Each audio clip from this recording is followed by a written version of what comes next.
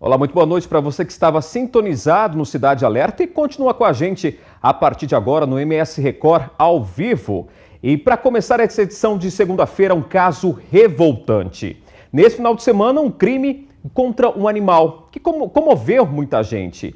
E olha, a gente fica até surpreso em noticiar fatos assim pela frieza de quem pratica. Imagens da gatinha Vivi, que repercutiram o Brasil inteiro pelas redes sociais. Ela foi baleada na madrugada de sábado e não resistiu aos ferimentos. E nós queremos entender o que faz uma pessoa a atirar no animal. Uma atitude covarde. A foto da gatinha foi publicada em sinal de luto nas redes sociais. Vivi, como foi chamada pelos moradores da rua Inajá, não resistiu aos ferimentos provocados pelo tiro. O homem que a socorreu, seu João, disse que ela chegou a passar por uma cirurgia e estava bem. Foi uma surpresa quando recebeu a notícia da morte sábado à noite. Foram retirados os fragmentos que estavam pressionando a coluna, não é? Mas não mexeram na bala justamente para não fazer, não é? E daí aconteceu isso, foi uma surpresa mesmo para todo mundo, para os veterinários inclusive, estava todo mundo comovido, não é? Porque a coisa inexplicável. É uma tristeza muito grande, é uma impotência muito grande, assim como raiva. A gente fica com muita raiva porque isso mobiliza a perversão, a crueldade de alguém que faz isso. Esse misto de sensações vem pela frieza do crime. A gata foi baleada na madrugada de sexta-feira. As câmeras de segurança de uma das casas flagraram quando um carro passava pela rua Inajá. Se aproximou da calçada e o passageiro atirou contra o animal. Um dos moradores chegou a perseguir os responsáveis e os encontrou. Eram 3 pessoas. Na mesma noite em que a gata foi baleada, madrugada de sexta-feira, o rapaz morador da rua que perseguiu os responsáveis também deu uma volta aqui pelo bairro para verificar se havia outros animais machucados. E logo ali, naquela calçada, encontraram um gato morto, o que levantou a suspeita de que ele poderia ter sido assassinado pelas mesmas pessoas que atiraram na gata. A possível sequência de crimes fez seu João recordar que há um tempo, outro animal foi encontrado próximo dali machucado, sem conseguir mexer as patas traseiras. Há mais ou menos um mês apareceu um gatinho lá se arrastando também, da mesma forma que ela. Para solucionar o caso e encontrar os responsáveis, a polícia já começou a agir. Esse tipo de atitude é inaceitável e existe lei, é crime, nós vamos atrás dos responsáveis por isso.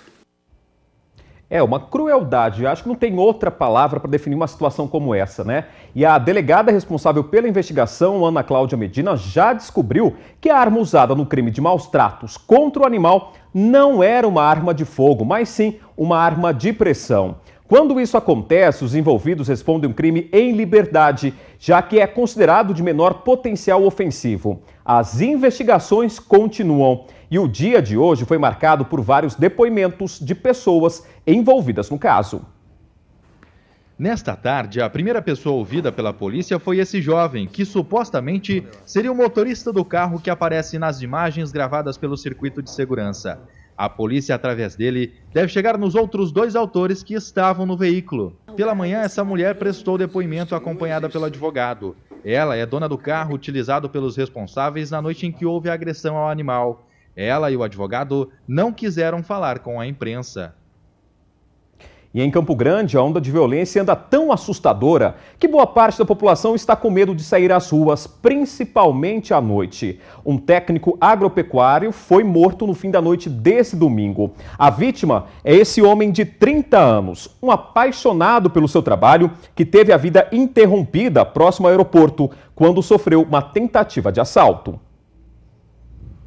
Foi aqui neste local onde os ônibus interestaduais pegam passageiros para cidades do interior do estado que Carlos Guilherme dos Santos Bertoldo, de 30 anos, técnico em agropecuária, aguardava o transporte para Aquidauana. Eram quase 10 horas da noite quando 4 homens em 2 motos pararam aqui próximo ao local. 2 deles desceram a pé e foram em direção a Carlos e anunciaram o assalto. Uma testemunha conta que viu os autores fugindo de Carlos, que estava com uma faca na mão. Carlos usou o instrumento de trabalho para se defender, mas os bandidos dispararam contra ele. Um dos tiros atingiu o peito da vítima, que foi encontrada pela polícia caída no chão. Carlos foi socorrido pelo SAMU e encaminhado para a UPA Vila Almeida, mas já chegou à unidade de saúde sem vida. E ainda falando do aeroporto, hoje ficou fechado por quase 2 horas aqui em Campo Grande, depois que um avião particular teve de fazer um pouso forçado. E esse susto nós vamos mostrar aqui no outro telão do MS Record. Olha só, segundo a Infraero, a aeronave teve problemas no trem de pouso e teve de descer de barriga, ficando parado na pista. 5 pessoas estavam no avião, ninguém ficou ferido. Entre os passageiros estavam o presidente da Ordem dos Advogados do Brasil, do Distrito Federal, Juliano Couto. 3 voos foram cancelados para poder retirar a aeronave da pista e as causas do acidente serão investigadas. E um rapaz de 23 anos que não teve a identidade revelada atropelou 3 pessoas e fugiu em seguida na madrugada deste domingo em Três Lagoas. De acordo com a Polícia Militar, ele teria brigado com a esposa e ameaçou que poderia agredi-la. Outro jovem interferiu e deu um soco no rosto do suspeito, que, irritado, pegou o carro e acelerou em direção às vítimas. O atropelamento aconteceu, nesse ponto aqui, lá na capital da região do Bolsão, e a esposa do agressor, o jovem que a defendeu e uma garota de 19 anos foram atropelados. A polícia foi chamada, mas o agressor fugiu. Elas foram socorridas pelo SAMU e encaminhadas para a unidade de pronto atendimento com várias escoriações. E apesar do susto, as vítimas passam bem e o jovem continua foragido. Que absurdo, né? E já estão presos lá no Paraná 2 suspeitos de matar e estuprar a campograndense Rosimeire Oliveira de Souza, de 31 anos. Olha só, os suspeitos são esses daqui que aparecem agora aí no seu televisor: Igor Hudson de Souza Matos, de 26 anos, e Pedro Ferreira da Silva, filho, de 25. Segundo a polícia, Igor foi o primeiro a ser preso e em seguida ele teria entregado o comparsa. O crime foi muito brutal e aconteceu na madrugada da última quinta-feira, quando os autores entraram por uma das janelas da casa para cometerem um assalto. A polícia de Sarandi, interior do Paraná, descartou a possibilidade de um terceiro participante no crime. Eles vão responder por latrocínio, que é roubo seguido de morte, e também estupro de vulnerável. E hoje, dia 25 de janeiro, completa 2 meses que o senador do PT de Mato Grosso do Sul, Delcídio do Amaral, está preso. Olha só, vamos ver imagens do escritório do senador do PT, que fica na região central da capital e que continua fechado. Os funcionários estão em recesso e o lugar passa por obras. Delcídio está na cadeia, acusado de atrapalhar as investigações da Polícia Federal na Operação Lava Jato. As gravações mostraram o parlamentar tentando comprar o silêncio do ex-diretor da Petrobras, Nestor Cerveró, no processo de delação premiada. Delcídio foi o primeiro senador preso após a Constituição de 88. A defesa já fez o pedido de habeas corpus, mas foi negado. E mesmo o detido, Delcídio do Amaral, continua mantendo alguns privilégios. É isso mesmo. E quem detalha pra gente todos esses benefícios que a própria legislação permite é a repórter Ângela Schaffer. Ângela.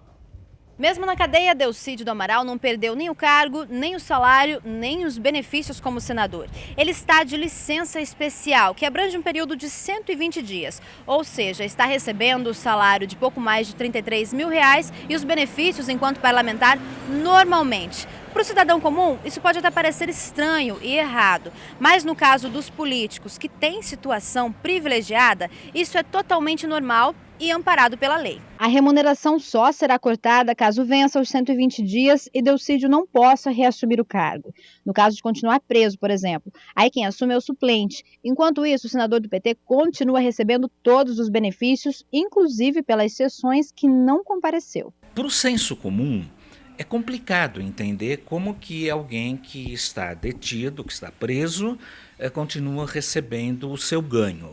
Porque qualquer cidadão, numa situação parecida, teria o salário cortado. Não é? Acontece que nós temos, no nosso ordenamento jurídico, muitos privilégios, que são legislações específicas para o favorecimento de determinados grupos. Esse é um caso de privilégio. E no próximo bloco do MS Record, vamos mostrar alguns dos destaques do interior do estado. Em Dourados, olha só a situação do banco de leite materno. Do Hospital Universitário, as geladeiras estão vazias. As doações caíram em 60%. E da região sul, vamos lá para a região do Bolsão. Em Três Lagoas, o pátio do Detran está assim, superlotado. Tem carros apreendidos há mais de 15 anos. E os donos não demonstram interesse em retirá-los dali. Da agora, 7 horas e 21 minutos em Campo Grande, faz 30 graus. Tá calor, viu? A gente já volta, não saia daí.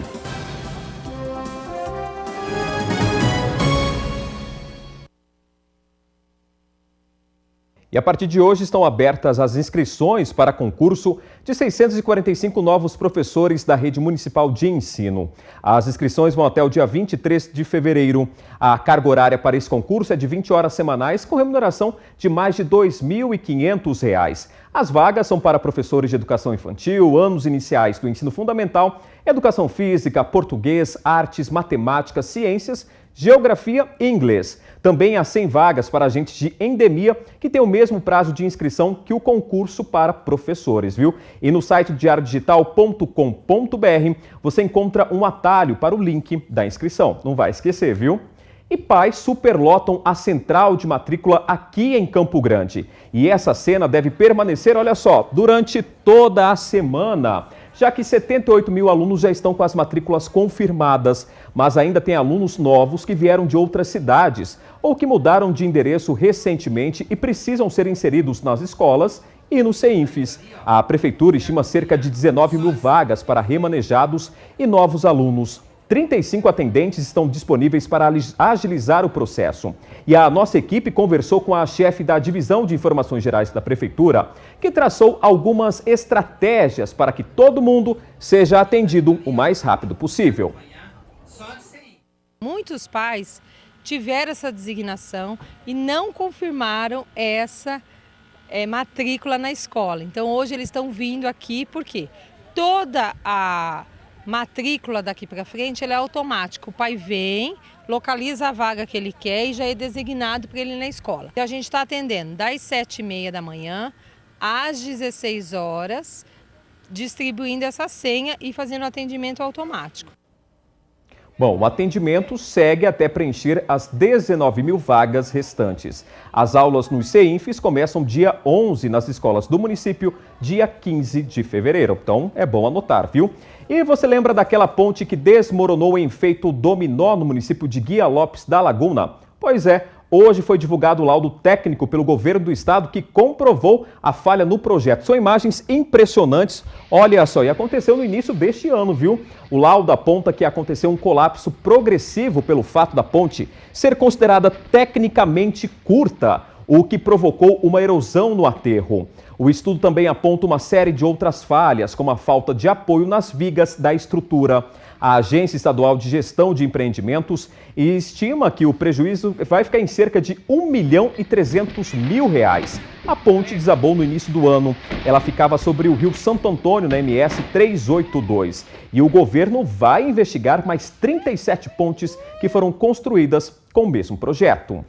E agora vamos para os destaques do interior. Em Dourados, por exemplo, recém-nascidos do Hospital Universitário estão tendo que tomar leite industrializado, o que não é recomendado, ainda mais para a saúde deles, que está bastante fragilizada, né? Sabe o motivo? Olha só, as doações de leite materno caíram em mais de 60%. E as geladeiras que armazenam o leite estão assim, ó, vazias.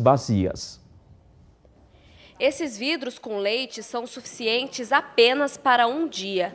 E olha o restante da geladeira como está, vazio.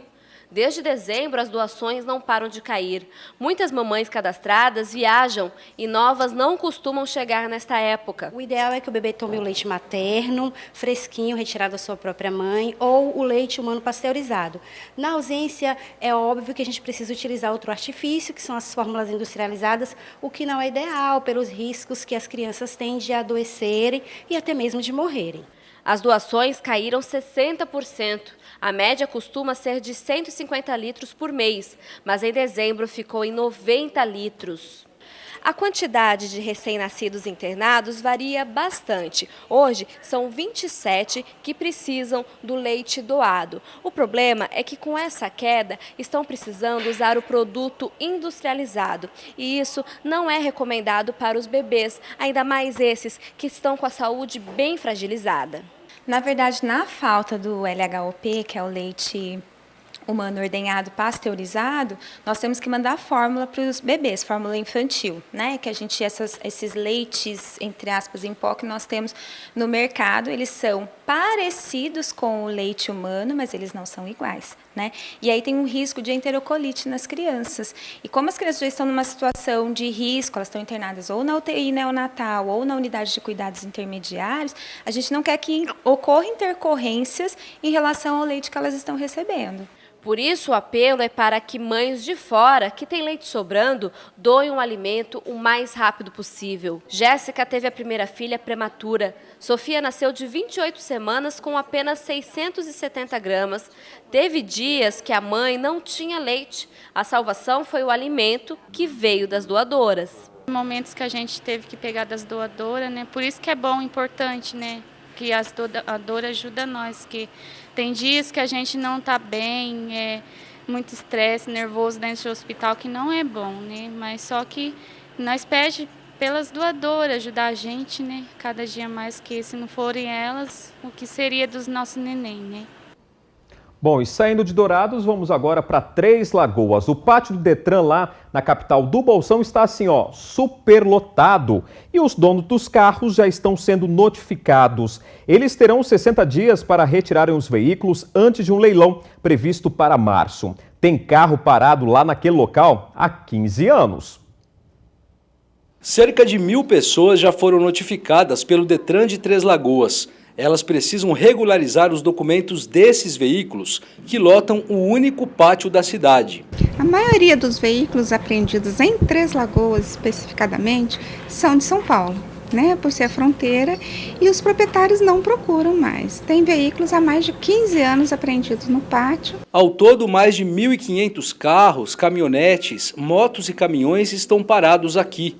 Alguns em condições bem precárias. Em média, todos os meses, 130 veículos são apreendidos nas ruas de Três Lagoas. Os motivos quase sempre são os mesmos: embriaguez ao volante ou a falta de documentos que comprovem a posse desses veículos. Depois de notificado, o proprietário tem 60 dias para buscar o carro ou a moto e pagar as taxas para a liberação.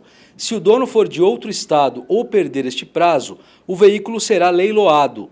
No ano passado, mais de 100 foram para leilão.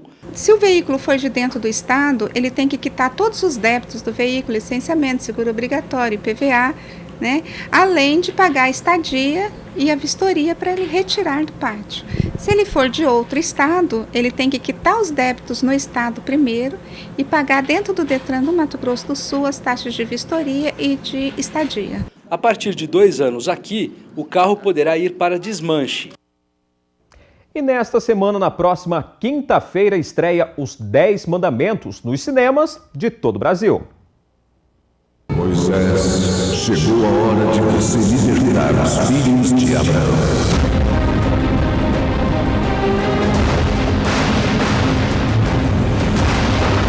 Com sua coragem, ele desafiou um rei.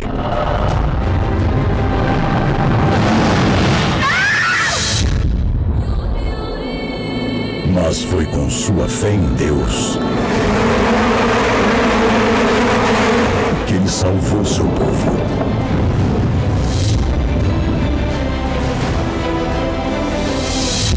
As pragas do Egito, a jornada para a Terra Prometida e toda a emoção do maior fenômeno dos últimos anos. Com cenas inéditas e um final exclusivo para o cinema.